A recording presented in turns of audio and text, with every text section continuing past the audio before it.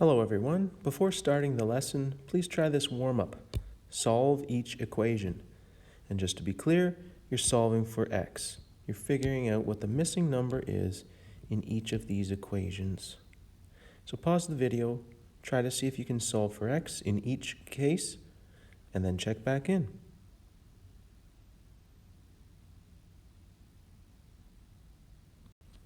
So here we go.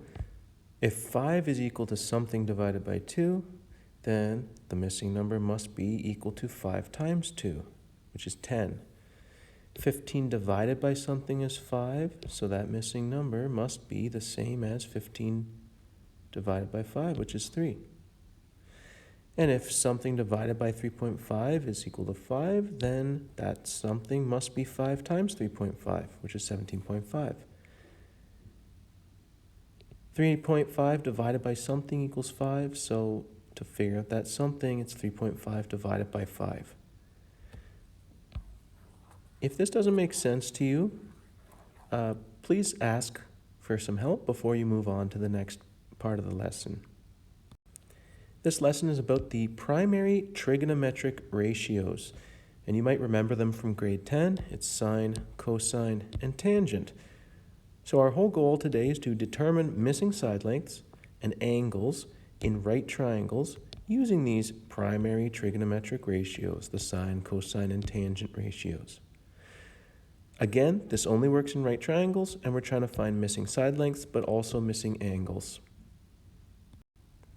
And here's a reminder for you about what these primary trigonometric ratios are, or trig ratios, sine, cosine, and tangent. Every angle has its own sine, cosine, and tangent values. And if you look at a right triangle, you can get those values by doing a division. Opposite divided by hypotenuse to get you the sine of an angle. Adjacent divided by hypotenuse to get you the cosine of an angle. And the opposite divided by the adjacent gets you the tangent of an angle. Now, all of these ratios use the words opposite, adjacent, and hypotenuse, so it's important to know what that means and what sides it's referring to in any triangle. Now, I'm using the Greek letter theta to represent an angle. I'm going to call this my reference angle. A reference angle is the angle I'm referring to. So here's two situations in the same triangle. In the first instance, I'm referring to this angle down here. In the second instance, I'm referring to this angle up here. So if this is my reference angle, straight across to the other side, that's the opposite side. So straight across from your reference angle is the opposite side. In the other triangle, we're referring to a different angle. Across from that is this side. So now we're referring to this as the opposite side. So opposite depends on which angle you're referring to. Now, the hypotenuse is always in the same spot. It's across from the right angle. Now, your adjacent side, the word adjacent simply means beside. It's the other side that's beside your reference angle. If you find the opposite side and the hypotenuse, the adjacent side is just the other side. Now, because it doesn't matter what size your triangle is, for every angle, it will have its own sine value, cosine value, and tangent value. You will always get the same value. So we can use this knowledge to figure out unknown things. Each of these equations involves an angle and two sides, an angle and two sides, an angle and two sides. So if you know two of those three things, you can figure out the missing piece of information. So if you know an angle and a side, you can figure out the other side. If you know two sides, you can figure out the angle. So here I have three examples. We're finding a side length in each example, x. And in each case, we know an angle, 40 degrees, and we know another side, 12 centimeters. Notice the position of the side we're trying to find is different, and the position of the side that we already know is different as well. It's the position of the sides that helps you determine whether you're going to use sine, cosine, or tangent to solve your problem. So that's how you know to use sine, cosine, or tangent. For the first one, here's my reference angle. On the opposite side is x, and the hypotenuse is 12. So if I want opposite and I have hypotenuse, well, opposite and hypotenuse, that's the sine ratio. So that's how I chose to use sine instead of cosine. Cosine requires adjacent side, but I don't know what it is, so I can't use that. Same with tangent. So opposite, hypotenuse, I'm going to use the sine ratio. Fill in the values that you know. Theta is the angle, so it's 40 degrees. The opposite side is x, that's what I want to find, so the top number in the fraction, the numerator is x. And the denominator is the hypotenuse, which is 12. So sine 40 is equal to x divided by 12. Now, just like the warm-up questions, this is just an equation that you're solving. Some number x divided by 12 is equal to this number, sine 40. So to solve for x, we're going to multiply 12 and sine 40. When you do this part in your calculator, you'll get 7.7 approximately. And that's approximately how long this side is, 7.7 centimeters. In the second example, we want to know the adjacent side, and we have the hypotenuse. So adjacent, hypotenuse, that's the cosine ratio. Fill in the values, the angle and the two sides, put them in the right spots, and solve. X divided by 12 is the cosine of 40, so x is 12 times the cosine of 40, which is 9.2 centimeters. And in the last example, we know the opposite side, we want the adjacent side. Opposite, adjacent, that's tangent. So we're going to plug in the numbers. The angle is 40 degrees, the opposite side is 12, and the adjacent side is x. Now, this looks like one of the warm-up questions. We have an unknown number on the bottom of the fraction here. So x times tan 40 equals 12, which means x will be equal to 12 divided by tan 40, and that's where this comes from. And when I do that in my calculator, I get 14.3 centimeters. Notice when to multiply and when to divide in your solution. So in the first two examples, I'm multiplying. In the last example, I'm dividing at these steps. So notice the pattern here. X is on the numerator, and I'm multiplying the numbers. When x is in the denominator, I'm dividing. That's really important, otherwise you're not going to solve properly. So make sure you understand that before you move on. If you don't get it, pause the video and ask for some help. Here's an example you can try. A square-based pyramid has a base with side length 12 feet. So here I have it labeled 12 feet. That's this part. And because it's a square base, this is also 12. It's 12 on each side on the square base, 12 feet. The angle between the base and the side is 51 degrees. So I've indicated that here. The side of the pyramid and the base of the pyramid are separated by an angle of 51 degrees.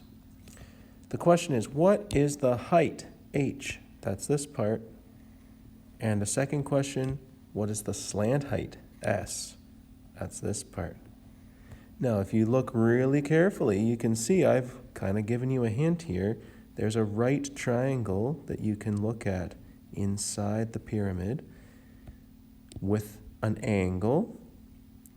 Now, none of the side lengths are labeled. You need to have at least one side length known in order to find the length of the other side. You do have enough information to solve this problem, but pause the video and see if you can figure it out first.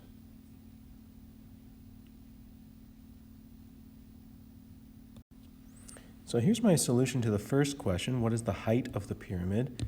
Now, I did a little work here. I noticed that if the square base is 12 feet on a side, well, this goes halfway across the pyramid, so it must be 6 feet here. Now I have a side length that I know in this right triangle, and so I can figure another side. I labeled opposite, hypotenuse, adjacent, so I know from this reference angle, the height is the opposite side, the 6 feet is the adjacent side. Opposite and adjacent, that's the tangent ratio.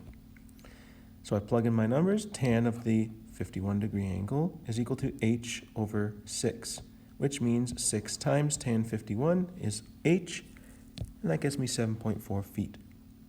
Now, if you haven't already been able to, pause the video and try to solve for the slant height here.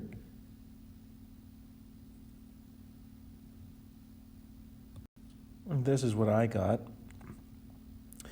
I use the cosine because from my reference angle, I know the adjacent side and I want the hypotenuse. Adjacent hypotenuse, that's cosine. So cosine of 51 equals adjacent on the top, 6 divided by hypotenuse on the bottom, which we're calling S for the slant height. So S is equal to 6 divided by cos 51, which is 9.5 feet. You could have also solved this using Pythagorean theorem. 6 squared plus 7.4 squared equals S squared. You would get approximately the same answer as well when you round it. Now, if you're trying to find an unknown angle, you need to know two sides. So here are some examples. In this triangle, this is the angle I'm trying to find. I know the opposite side and the hypotenuse. Opposite and hypotenuse, I'm going to use sine. Plug in my numbers. And this part here is new. It's called the inverse sine. So if sine of the angle is 5 over 10, then the angle is the inverse sine of 5 over 10. You're basically just doing the opposite of sine. Kind of like the opposite of multiplying is dividing, the opposite of adding is subtracting, the opposite of sine is inverse sine. So anytime you're trying to find an angle, you're going to do the inverse sine or the inverse cosine or the inverse tangent. But the way you decide whether you use sine, cosine, or tangent is the same. It's based on which side lengths you know. In the first case, you know opposite and hypotenuse, so you're going to choose to start with sine. In the second case, you know the adjacent side and the hypotenuse, so you're going to use cosine. And in the third case, you know the opposite and the adjacent sides, so you're going to use tangent. Once you put your numbers in the right spots, numerator and denominator, you do the inverse sine, inverse cosine, or inverse tangent to get the final answer, which is your angle. So here's another example. A tower is supported by a wire. And we see that here. Here's the tower. This is the wire. The wire is attached to the tower at a height of 19 meters. Here it is, 19 meters. And to the ground, 8.1 meters from the base of the tower. So here's the base of the tower, 8.1 meters away. There's the wire. Calculate the measure of the angle of elevation between the wire and the ground. Well, here's the wire. Here's the ground. So the angle between the wire and the ground is right here. I'm going to call it angle W because that's the letter that this diagram is labeled with. So this is the angle we're trying to find. You know this 8.1 meter side length and you know this 19 meter side length. Pause the video and see if you can determine what that missing angle is right there.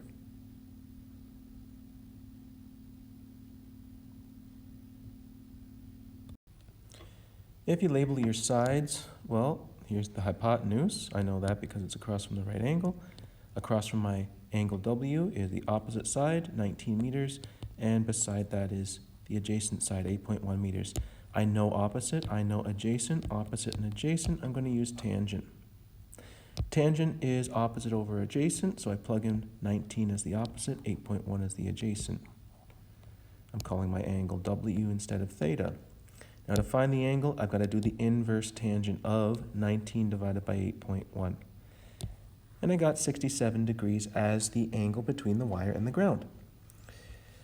If you're having issues from this line to the final answer and you're not getting the same thing as I did, it might be the fact that you're not putting brackets in your calculator. That's one possibility. So try fixing that up. If it still doesn't work, you can ask about it. If you're up for the challenge, we have a question here. In triangle DEF, so picture a triangle. The corners are labeled D, E, and F. DF, so the distance from D to F is 6 kilometers. And I'm telling you the angle E is 44 degrees, angle F is 90 degrees. So draw this triangle and label the given information, and then solve triangle DEF. That right there, solve the triangle. It means figure out what all the missing angles and all the missing side lengths are. So pause the video and try this if you're up for the challenge.